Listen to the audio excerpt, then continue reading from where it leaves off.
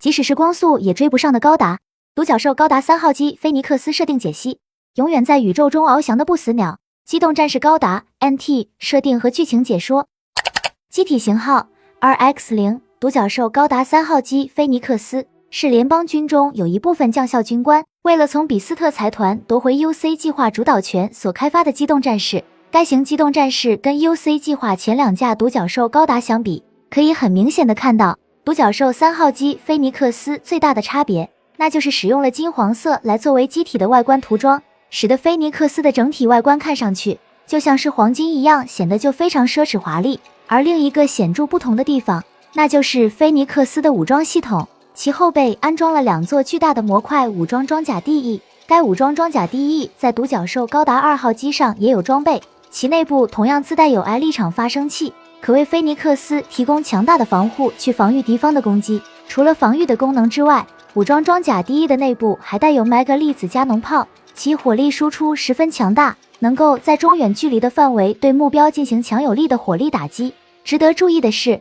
在菲尼克斯武装装甲 DE 的末端，还多了一条名为平衡翼的部件，来用于提升菲尼克斯在 MBAC 方面的能力。其在高速机动时调整姿态的能力表现十分突出，非常有利于菲尼克斯在高速机动时做出各种复杂动作。这2条平衡翼就像是飘逸的羽翼一般，这让菲尼克斯在高速机动时给人的感觉犹如神话中不死鸟菲尼克斯那样十分的绚丽。其在宇宙中高速飞行时的姿态就跟鸟类一样栩栩如生，而其他的武装也是沿用了独角兽高达1号机和2号机的武器配置，其中手持武器配备了光束马格南，该武器已在独角兽高达1号机上得到了充分应用，所输出的威力相当于光束步枪的4倍，而这个威力哪怕无需直接命中目标，仅仅擦边就能将一架机动战士摧毁。不过相应的耗能也非常高，一发攻击就要消耗掉1个 EPAC 的能量，为此光束马格南所使用的弹匣就足足装填了5个 EPAC， 以便满足一场战斗的消耗。如果战斗烈度上升，进一步提升了消耗量，可在机体的后裙甲位置多携带2个弹匣，由此将光束马格南一场战斗的弹药基数提升到15发。而在近战武器方面，在菲尼克斯的2个手臂上也安装了2把光束军刀，该光束军刀可在手臂上输出光束，直接用于战斗，也可以像其他机动战士一样以手持的方式使用，并且该光束军刀同样具备有光束拐的功能，只要翻转过来使用，光束军刀就会切换成光束拐的模式。而除了这2把光束军刀之外，当菲尼克斯启动 NTD 系统切换到毁灭模式的时候，在机体的后背就会显露出另外2把光束军刀。与其他独角兽高达一样，毁灭模式之下的菲尼克斯也会在形态上会发生比较大的变化，这时全身的装甲就会展开，由此加强菲尼克斯的机动性能来提升战斗力。值得一提的是，背部的2把光束军刀没有光束拐的功能，仅以手持的方式与敌方机动战士展开近战。接着在机体的头部还有2门60毫米口径的近防火神炮，该武装通过高射速形成弹幕，可在近距离的范围内对敌方机动战士形成牵制作用，并且在某种程度上可对机动战士的传感器和推进器等薄弱部分造成破坏，包括防御来袭的敌方各型导弹。该近防火神炮同样具有重大作用。而需要注意的是，菲尼克斯在头部额头位置的独角天线造型与另外2架独角兽高达存在明显不同，其在毁灭模式之下的造型特征与神话中的不死鸟菲尼克斯非常贴切，同时内部传感器的性能比另外2架独角兽高达要强，其探测距离在当前战场环境下可达 2.37千米，但这个探测距离并不是菲尼克斯的极限。据称，在毁灭模式之下的菲尼克斯传感器的有效探测距离不再有明确的上限，至今为止没有人知道最远探测距离的具体数字，而剩余的部分菲尼克斯和其他独角兽高达一样没有什么区别，这其中就包括了精神感应框架这一核心部分。该精神感应框架已经在多架机动战士上应用，可让 NoType 在驾驶菲尼克斯时像控制自己的身体那样去操纵菲尼克斯，进而实现机体的性能得到跨越式的提升。这其中的具体表现就是武装装甲 DE 可作为浮游单元，能像之前那些有精神感应框架的机动战士那样，可脱离菲尼克斯朝向目标发起攻击，由此使得菲尼克斯的攻击能力得到了大幅度提高。虽然菲尼克斯还安装有 NTD 系统，用于去对抗 NoType 来摆脱对 NoType 的依赖，但是为了让菲尼克斯的战斗力发挥到极致，联邦军在选择菲尼克斯的驾驶员时，还是选择了名为丽塔贝尔纳尔的 No Type。该名驾驶员来自于澳大利亚，他在1年战争爆发期间失去了父母，成为了孤儿。到了后来，他一度预见到了吉翁公国不列颠作战的发生，以及殖民星碎块坠落到悉尼后所造成的惨状。为此，他当时和他的小伙伴将所预见到的情况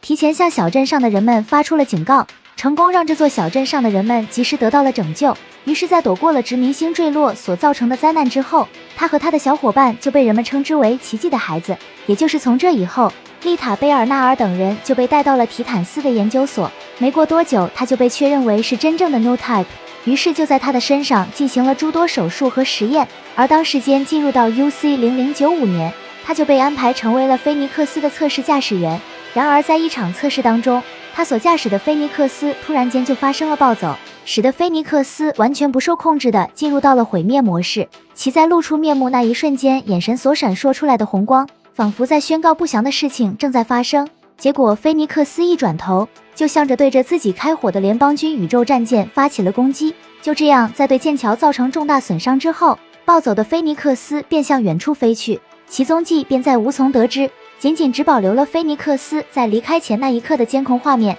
直到第3年 UC0097 年，菲尼克斯的踪迹这才被联邦军捕捉到。很快，联邦军以及幕后支持者的卢欧商会相继对菲尼克斯展开了不死鸟狩猎的作战行动。于是，由联邦军6架杰斯塔组成的杰扎尔队，率先在 Side4 暗礁宙域这片区域，对独角兽高达3号机菲尼克斯展开了作战行动。然而，无论这6架杰斯塔如何配合得多么有默契，菲尼克斯始终以令人匪夷所思的机动能力和速度，连续多次逃脱掉了联邦军杰扎尔队的捕捉。也就在这个追捕菲尼克斯的过程中，联邦军杰扎尔队就敏锐地观察到了菲尼克斯释放出来的蓝光，并不是来自于菲尼克斯上的推进器所释放的蓝光，看上去感觉菲尼克斯就像是被精神感应力场包裹了一般。而正当他们对菲尼克斯的驾驶员能否承受起如此机动速度而感到疑惑的时候，由卢欧商会派遣而来的乔纳巴修塔驾驶神话高达介入了这场不死鸟狩猎的作战行动。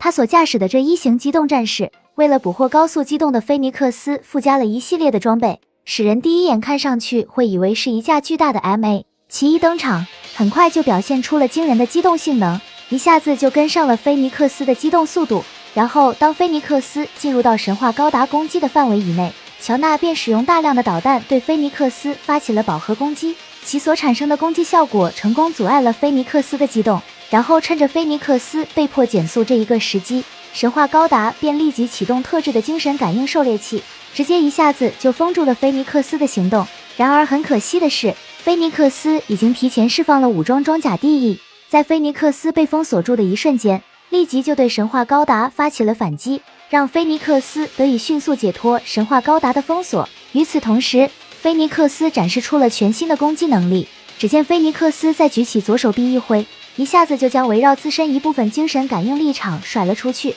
其在击中神话高达的那一瞬间，就让神话高达机体的一部分发生了崩解。可见这个能力产生的破坏力是相当的强大。这也说明菲尼克斯自从发生暴走之后，自身也具备了和拉普拉斯事件技术起点一样的超常特性。然而神奇的事情还不止这些，在神话高达发射火箭矛缠住了菲尼克斯的手臂之后，试图通过火箭矛连接的通讯线路向菲尼克斯驾驶员取得联系的乔纳巴修塔，听到了来自曾经的伙伴丽塔贝尔纳尔的声音。而乔纳巴修塔在听到这种声音的感觉，并不是来自于菲尼克斯驾驶舱真实存在的声音，反而更像是来自于菲尼克斯深处那种灵魂般的呼唤。于是乔纳长时间去寻找丽塔的足迹，终于得到了回应。就在这时，联邦军杰扎尔队进入到预定的位置，准备配合乔纳执行既定的作战计划时，结果乔纳反而斩断了与菲尼克斯连接的绳索，并发起攻击，破坏了作战计划。